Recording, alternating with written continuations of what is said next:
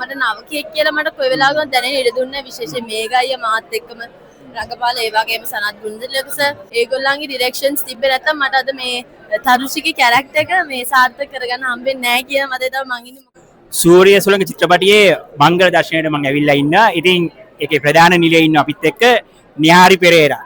ඉතින් චිත්‍රපටියේ පුළුල් රිදී තිරේ බැලුවට පස්සේ එන ප්‍රේක්ෂක ප්‍රතිචාර දැන් කොහොමද? ඇත්තටම සතුටින් මං හිතන විදිහට හැමෝම එන්ජොයි කරලා තියෙනවා සහ ඒක ඒ ෆිල්ම් එක අපි විඳ වගේ මිදලා තියෙනවා කියලා මට දැනෙනවා. ඉතින් ඔව් හරි සතුටුයි. ඒක වචන වලින් කියන්න බෑ ඉතින්. ඉතින් මං හිතන්නේ ප්‍රථම චිත්‍රපටයේ ක්ලැරන්ස් නේද? ඔව් ක්ලැරන්ස් ආවා. ඊට පස්සේ තව චිත්‍රපටයක් ආවා මොකද්ද මේ සූර්යයා. මට සූර්යයාගෙදි මට හම්බ වුණා. දැන් සූර්ය සුළඟ චිත්‍රපටියෙත් ඉන්නවා. දැන් මේ ඉස්සරහට තව නිර්මාණ වලත් ඉන්නවා කියලා ආරංචියක් තියෙනවා. දැන් චිත්‍රපටි තුනක්ම ඇවිල්ලා තියෙනවා. සහ ඒ වගේම නවක නිලියක් විදියට දැන් නවක කියන්න බෑ. දැන් අවුරුද්දක් විතර වෙනවා. ඉතින් සාර්ථක සෑහෙන ගමනක් යන විදියක් පේනවා. ඉතින් හම්බෙච්ච ප්‍රවීණ නළුලියන්ගේ සහ සමකාලීන නළුලියන්ගෙන් හම්බෙච්ච සපෝට් එක කොයි වගේද?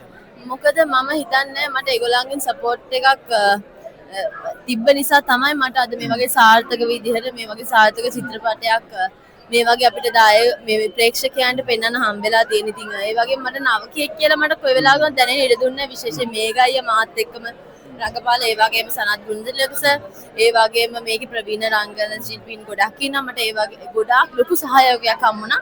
ඒ වගේම ඩිරෙක්ටර් ප්‍රියන්ත කොළඹගේ මහත්මයා ඒගොල්ලන්ගේ ඩිරෙක්ෂන්ස් තිබ්බේ නැත්තම් මට අද මේ තරුෂිගේ කැරක්ටර් එක මේ සාර්ථක කරගන්න හම්බෙන්නේ නැහැ කියලා මට තමයි මං ඉන්නේ. මොකද ඒගොල්ලන්ගේ ලොකු සපෝට් එකක් තිබ්බ මට.